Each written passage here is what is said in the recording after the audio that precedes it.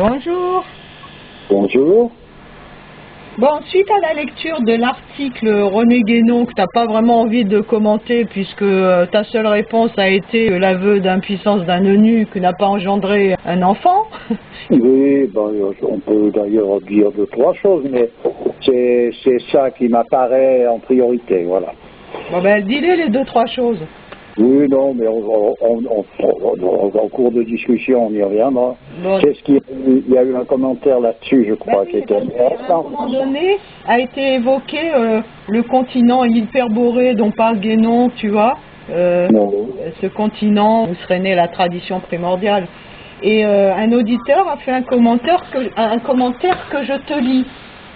Oui, alors, volontiers. Il dit, lorsque j'ai entendu parler d'hyperboréen, ça m'a tout de suite fait tilt et j'ai fait tout de suite le rapprochement avec le Groenland. Ce continent fut par le passé une terre verte et démontre l'imposture des partisans du réchauffement climatique et surtout masque sous une épaisse couche de glace des témoignages archéologiques du passé. L'Atlantide et le monde de Mu, David et Goliath dans la Bible, le monde des géants, bref. Je suis convaincu que notre histoire véritable est occultée et je suis persuadé que Dieu n'est qu'une pure invention des humains, ne sachant que répondre face à leur peur de l'inconnu, ainsi qu'au fonctionnement de nos univers. Tout ceci ne sert que les intérêts de certaines élites qui nous manipulent depuis 5 à 6 000 ans, voire plus, 6 millions d'années à mon avis, divisés pour mieux régner. Alors régner écrit comme le nom de je crois que c'est un prince de Monaco, Régnier. Voilà, c'est écrit avec cette orthographe-là. Je sais que cet avis ne vous fera pas plaisir, blablabla. Bon, qu'est-ce que tu veux répondre à cela? Ben, oui, disons que l'historique même du Groenland de conscience, je ne le connais pas, je ne vais pas me mêler de ça. Mais par contre, quant à ce que Dieu est une pure invention humaine, je comprends de quoi il s'agit là en l'occurrence. Simplement, il faut aller au-delà de ces limitations-là, c'est-à-dire qu'on pourrait dire que l'invention humaine, elle s'est appuyée sur quelque chose qui en soi est une réalité. Donc on va changer le nom là en question. Dans certaines traditions, Dieu est appelé le principe.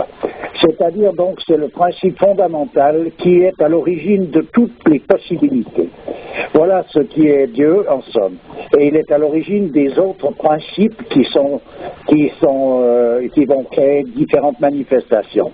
D'où d'ailleurs le pôle qui représente un principe correspondant à le lien qu'il y a entre, on pourrait dire, entre le ciel et la terre. On voit très bien la signification de ce que peut avoir le pôle là, qui est représentatif du principe correspondant à un cycle ou à un ensemble de cycles. Alors il faut envisager les choses par ce bout-là pour comprendre qui est Dieu dans le sens réel du terme.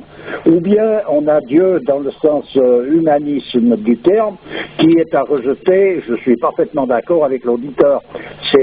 On a fait de Dieu quelque chose, on l'a imagé sous différentes formes et ça c'était quelque chose à rejeter. Est-ce qu'on peut parler là de Dieu personnel? On peut, si on veut, mais disons que même un Dieu collectif, ça reste quelque chose qui fait partie d'idéaux différents ou d'un idéal même commun, peu importe. Mais une religion en tant que telle n'est pas cela. Elle est la mise à disposition de l'homme de la parole même de ce principe, c'est-à-dire de l'émanation directe de ce principe qui donne exactement comme on te donnerait des mesures en architecture.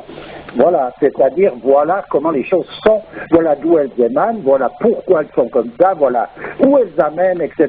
Et ça n'a rien à voir avec des considérations humaines ou des divagations, des délires pour diviser, pour mieux régner. Là, il ne s'agit pas de diviser, bien au contraire.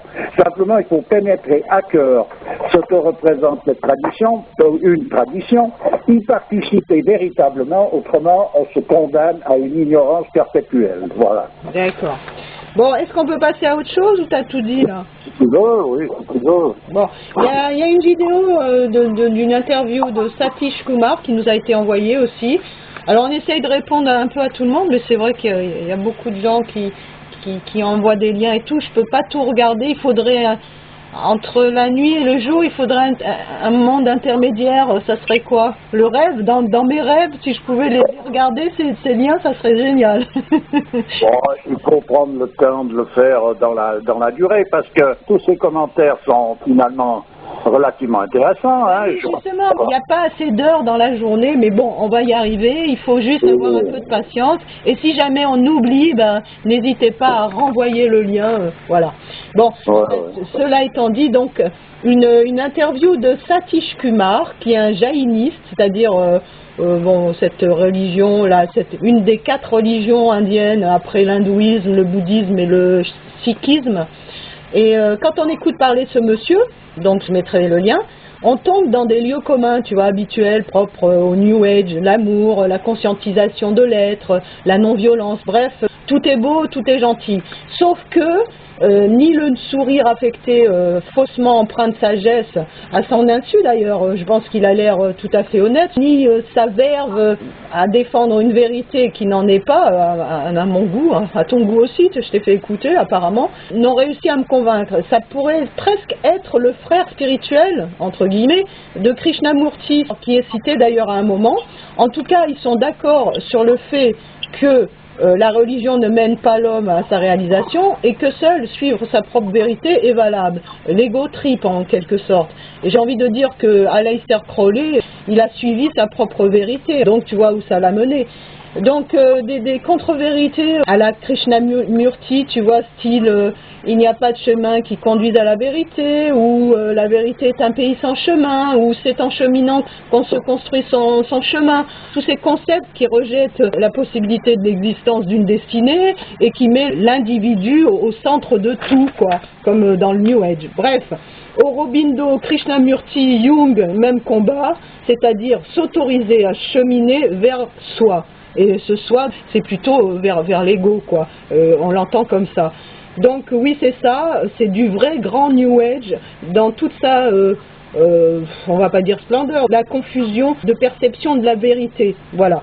Donc tu veux rajouter quelque chose? Ben écoute, je dirais simplement que j'ai entendu un peu ce commentaire là de la part de ce personnage. C'est sûr que c'est rempli d'incohérences correspondent aux incohérences habituelles du New Age. Alors disons que je dirais que ça va certainement faire plaisir à un mouvement actuel qui est un mouvement subversif bidon, dans le sens qu'il est sponsorisé, dirigé par les mêmes personnages qui sont en train de manipuler le monde depuis longtemps, c'est les indignés. Les indignés, ce mouvement actuel, ce personnage va certainement faire porte-drapeau, en tout cas un des porte-drapeaux des indignés. En ce moment, c'est rempli de manifestations. Alors après, il part à l'envers aussi en partant du principe démocratique, dans le sens qu'il faut partir du bas sur le haut, et c'est le bas qui va régler le haut. Soit c'est une erreur de langage, soit c'est une aberration, soit de penser que c'est depuis le bas qu'on va régler le haut de nouveau. Ça, on rejoint cette idée démocratique où finalement un groupe d'enfants va désigner leur professeur alors qu'ils ne savent pas du tout ce qu'il va professer. C'est complètement à côté de la question. À présent, pour moi, ça ressemble à de l'humanisme, et puis voilà. À présent, il cite à un moment donné un homme comme Gandhi, à ne pas confondre un Gandhi avec toute cette manière d'être de ce personnage qui donne ces explications-là, qui peut être fort respectable à un certain endroit, mais il n'est pas à confondre avec un homme comme Gandhi. Ils sont aux antipodes. Si on veut comprendre qui est Gandhi, il ne faut pas commencer à réfléchir après Gandhi, il faut pratiquer la discipline que Gandhi pratiquait, c'est-à-dire le karma yoga. À partir de là, quand on arrive à un certain degré de connaissance, on se rapproche de plus en plus de la posture d'un homme comme Gandhi et on comprend de quoi il s'agit. Mais là, ça n'a rien à voir avec Gandhi. Voilà. C'est de parler de Martin Luther King, de personnages de cet ordre, de Krishnamurti, et de les comparer à Gandhi, je vois pas. Ça veut dire une incompréhension des choses. Ça ne veut pas dire que ces gens-là sont à dénigrer. J'ai rien à dénigrer à Martin Luther King. Et je veux dire que Gandhi est tout simplement un maître de karma yoga. Donc, pour comprendre qui est Gandhi, il faut pratiquer le karma yoga. C'est la seule façon de pouvoir vraiment comprendre. Autrement, on ne comprend rien.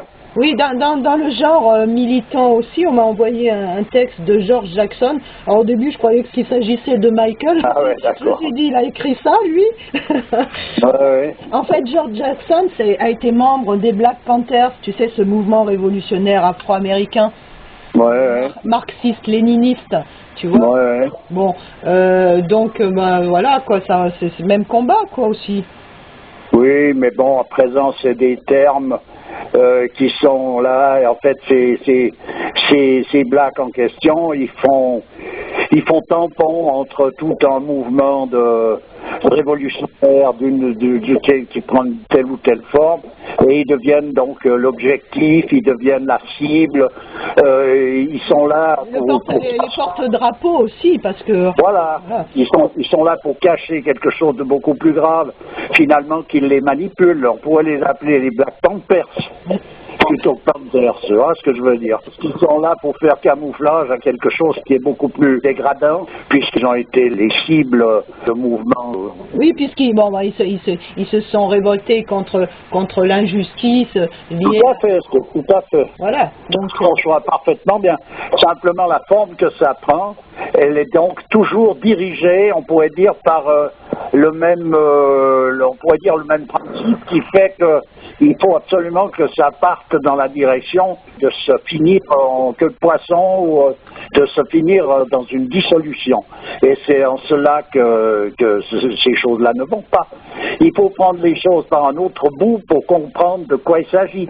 Autrement, on patauge tout le temps dans la même confiture, quoi. Tu veux dire que, à leur insu, ils deviennent des marionnettes qui sont manipulées encore par le petit malin qui se réjouit de créer de la subversion, de la division. Ben c'est ça, c'est exactement ça, et ils font les porte-drapeaux sous une forme différente que d'autres personnages, mais c'est rempli en ce moment de porte-drapeaux qui viennent sous prétexte de paix amener une guerre infernale, pitoyable, et puis voilà, c'est pas autre chose. Voilà, donc pour rétablir un équilibre, il ne s'agit pas de rentrer dans l'idéologie de ces différents mouvements qui se discutent ou qui ne se discutent pas, peu importe. Il s'agit de rentrer dans une discipline qui correspond à quelque chose de valable dans le cadre d'une tradition qui est là, une tradition, une religion, c'est la parole de Dieu. Je sais pas qui invente quelque chose. S'il s'agit d'un homme qui invente la parole de Dieu, c'est une autre histoire. Et s'il s'agit de la parole de Dieu directement, qui est donnée par révélation à un personnage clé tel qu'un prophète, il s'agit d'une autre histoire. Et ça, faut bien le comprendre pour savoir faire la différence. Autrement, on se condamne à une ignorance systématique de tout et à un scepticisme qui n'est constructif en rien. Voilà, c'est là la clé du mystère. Il ne s'agit pas simplement de tergiverser, de palabrer sur les différentes choses, il s'agit à un moment donné de pénétrer ces choses-là. Et après, on comprend bien de quoi il s'agit, et tous ces mouvements subversifs, tout ce tralala, etc. Tu vois, comme ce personnage qui tout à l'heure parlait d'humanisme de cet hindou, et qui a été à un moment donné, à un moment donné, il est rentré dans les ordres, en tout cas dans son obédience. Et ensuite de ça, il a quitté ça parce qu'il a estimé qu'il fallait être dans l'ensemble des choses, qu'on peut manifester ça comme un Gandhi qui, lui, a manifesté... Dans l'action, en fait. Voilà, il a manifesté dans l'action cheval. Mais ça signifierait qu'en somme, un moine, c'est un personnage inutile qui va se cacher parce qu'il ne veut pas se mêler au restant du monde. Mais pas du tout. Alors qu'un moine est un passif actif. Non, c'est pas un moine qui est un passif actif. C'est un actif véritable dans le sens qui rayonne. Voilà, oui, d'accord. Alors après, dans la manifestation même de l'acte, on va rencontrer d'autres personnages. Un Gandhi n'a pas regretté d'être moine ou bien arrêté d'être moine pour être... Gandhi est révolutionnaire comme il l'a été. Il l'a été parce que c'était sa vocation. Et c'était tout simplement son karma, c'est-à-dire son destin. Il ne l'a pas fait parce qu'il a choisi ça, plutôt que d'être moine, parce qu'il avait été moine, il serait moine. À un moment donné, si on ne l'est plus, ou qu'on ne l'est pas, ou qu'on ne l'a pas été, c'est tout simplement parce que ça ne correspond pas à notre vocation et ça ne correspond pas à notre destinée. Tu veux dire que la vocation de Satish Kumar aurait plutôt été de rester moine, au lieu de s'illusionner à essayer de devenir actif dans une société par des moyens qui n'aboutissent pas finalement?